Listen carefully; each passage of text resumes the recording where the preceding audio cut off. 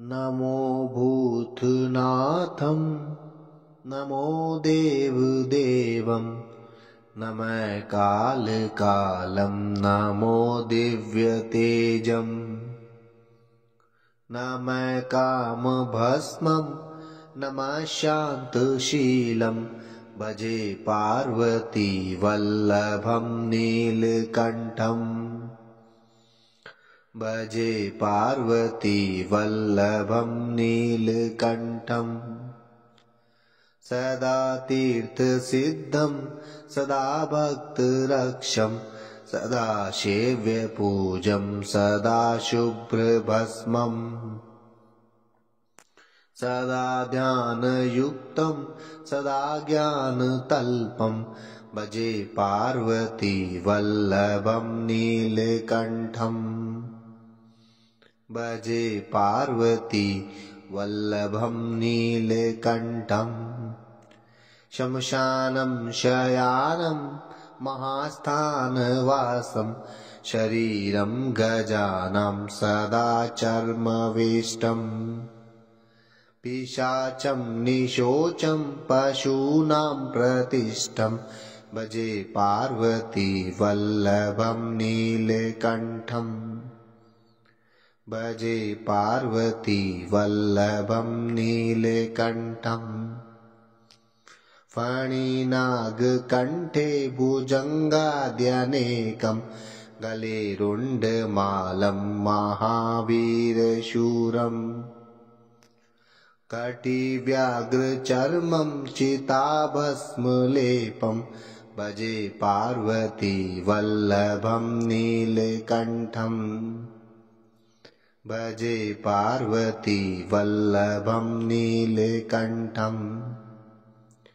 शिरशुद्धगङ्गा शिवा वामभागं बृहद्दीर्घकेशं सदा मां त्रिनेत्रम् फणिनागकर्णं सदा फालचन्द्रं भजे पार्वती वल्लभं नीलकण्ठम् भजे पार्वती वल्लभं नीलकण्ठम् करे शूलधारं महाकष्टनाशं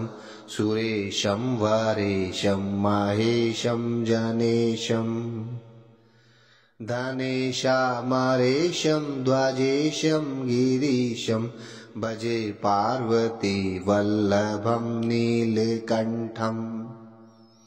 भजे पार्वती वल्लभं नीलकण्ठम् उदासं सुदासं सुकैलासवासं धरानिर्धरं संस्थितं यादिदेवम् अजाहेमे कल्पद्रुमं कल्पसेव्यं भजे पार्वती वल्लभं नीलकण्ठम् भजे पार्वती वल्लभं नीलकण्ठम् मुनीनां वरेण्यं गुणं रूपवर्णं द्विजे सम्पठन्तं शिवं वेदशास्त्रम् अहो दीनवत्सं कृपालं महेशं भजे पार्वती वल्लभं नीलकण्ठम् भजे पार्वती वल्लभं नीलकण्ठम् सदा भावनाथं सदा सेव्यमानं सदा भक्तिदेवं सदा पूज्यमानम् मया तीर्थवासं